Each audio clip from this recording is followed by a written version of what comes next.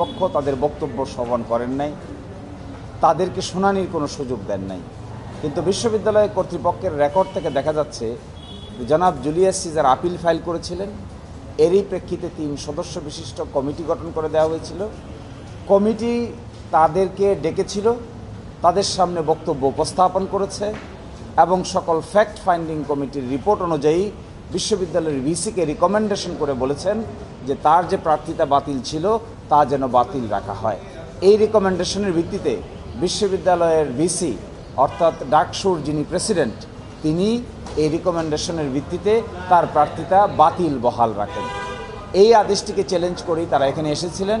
তারা চেয়েছিলেন রুল তার প্রার্থিতা ফিরিয়ে দেওয়ার জন্য, তাকে ব্যালট পেপার দেওয়ার জন্য এবং ভিপি পদে নির্বাচন যেন স্টে করা হয়, সেই জন্যই তারা চেয়েছিলেন।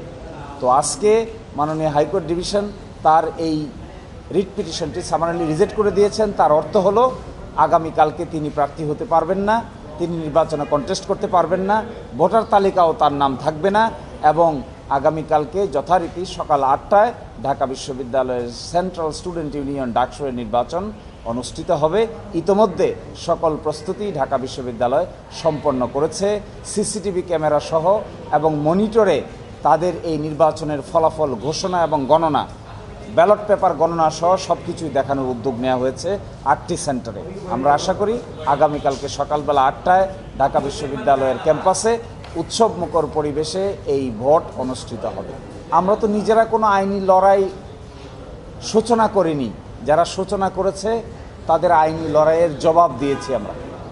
এবং যদি এই আইনি লড়াইটি সাকসেসফুলি করা না যেত আর ঢাকা বিশ্ববিদ্যালয়ের এই ডাকসু নির্বাচন অনেক দিন পরে যে আয়োজন করা হয়েছিল সেটি হয়তো আগামীকালকে অনুষ্ঠিত হতে পারত না। সব কিছুর বিনিময়ে আগামীকালকে সুষ্ঠুভাবে ভোট হোক, সকলেই ভোটে অংশগ্রহণ করুক, প্রতিদ্বন্দ্বিতা হোক, যিনি সর্বাধিক ভোট পান তাকে বিজয়ী ঘোষণা করা হোক।